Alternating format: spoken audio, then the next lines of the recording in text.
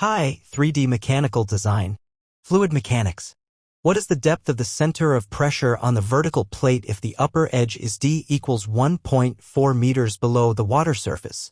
A rectangular plate h equals 2 meters long and b equals 1 meter wide. Answer.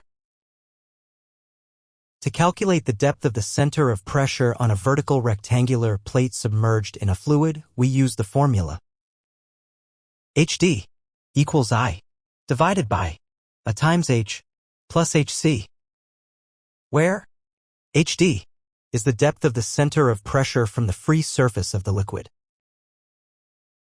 I is the moment of inertia of the plate about its base. I equals B times H to the third power, divided by 12. A is the area of the plate, A equals H times B.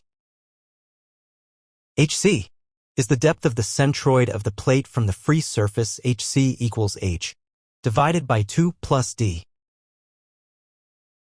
Given that the plate is H equals 2 meters, B equals 1 meter, and the upper edge is 1.4 meters below the water surface, we can calculate HD as follows.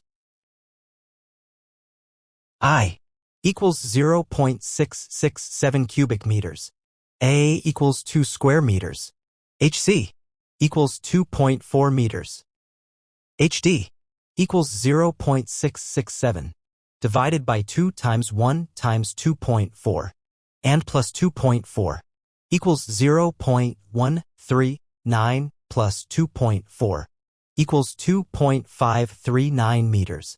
Therefore, the depth of the center of pressure on the vertical plate with its upper edge 1.4 meters below the water surface is approximately 2.539 meters from the water surface. Thanks for watching. Please do not forget to subscribe if you like this video.